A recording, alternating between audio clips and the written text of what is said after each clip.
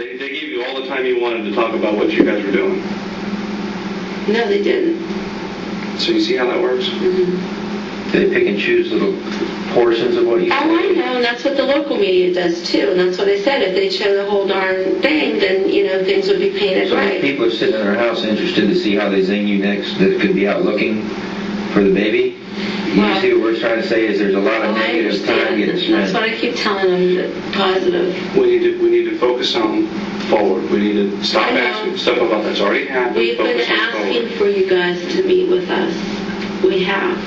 For a while. Lee even said he talked to you last weekend. I've talked to Lee a lot. I know, but George and I, but you know what? You guys think I'm some freaking lunatic. I'm not. I'm a grieving grandma that's We're not saying anything. But you and John quit calling me, quit talking to me. You know why?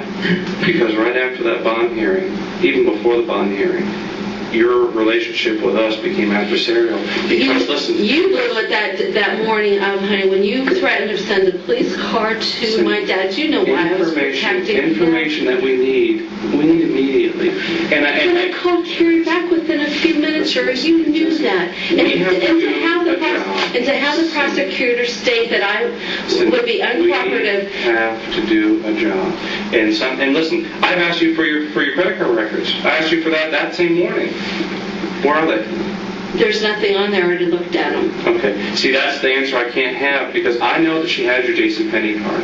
I know that she went all over the place with your JCPenney card. I gave Lee my JCPenney statement to give to you. You have to give it to us. He said that he was the go-between. Listen. I know. This is stuff we need. You can't hold it back because this is how we do our investigation. Now, your personal credit card. But you have to want the receipts for the JCPenney card. That's because we get it different ways. Okay? We need to have the whole thing. The receipts. You get to give me a handful of receipts, but I don't have their whole thing. I need to have your statement. Okay? So, what other credit cards do you have that she's used? What other companies? Because we know JCPenney. What about your bank card?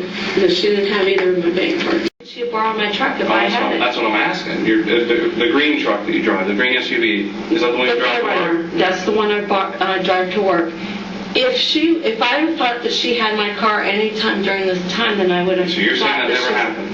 Not that I'm aware. Well, the reason I want to tell you this is that she started calling people and telling people on the 25th? On the 25th, she's sending text messages to her friends saying that George drove her car, the white one. Listen to me. I'm telling you what we're getting, okay? That's conversations over the phone. George drove her white car and may have hit something and killed it because the car was starting to stink. She said and she started telling these stories from the 25th on. Why? I just want to plant the seed, okay? You don't have to answer me. Why would you do that? I have no idea. Why would you try and pass off the smell? Because we all know that there was a smell in the car. I'm not here to dispute what the smell was, okay? We all know there was a very bad smell in the car. Why would she start to say to her friends and text messages, we have text messages, why would you want to say, hey, I think my dad hit something with the car, and then later on they'll say, yeah, it looks like my dad hit something with the car and the car stinks? I have no idea. I have no idea. I wanted to share that with you. I have no idea. And these are the kinds of questions that we have, because this was on the 27th, the text that she sends out. So we look, because listen, if your granddaughter walks through that door right now, we will all tuck our tails between our legs and be glad to do it. Okay? But these are the kind of things that we as the profession have to look into and ask the question, why? You read that, correct? So that's in the squirrel thing. We need to look and see, is that Amy there? told me that she said something when I was driving Amy from the Florida Mall to the house. Amy offered up something about squirrels in her car. That was the first time. What was your response to Amy? Did you guys discuss the smell of the car or anything? Not that it really amounts to anything. Not that I recall, not that I recall talking about that. My main focus when I got Amy was because I know when Lee beat you back to the house that day, he said, oh my goodness, when he went in the garage. Oh yeah, you could tell. As soon as we got home, we aired it out.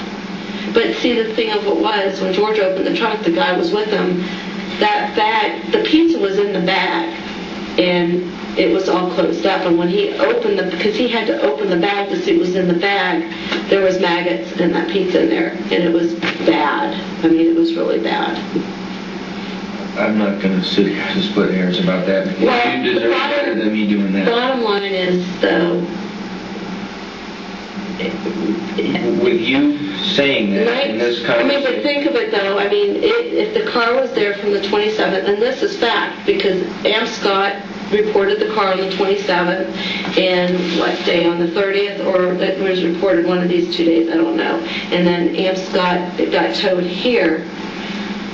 That had to have been closed up in that car for 19 days at least, that bag of stuff. At least through till the 15th when we picked up the car. Because if it was abandoned here, We're not going to dispute that Right. the car was dropped off on the 27th. We've already caught there. No, but I'm just We already saying, caught there. you know. But listen, we can't dispute the smell with you. I can only tell you that in over 12 years I've been doing this.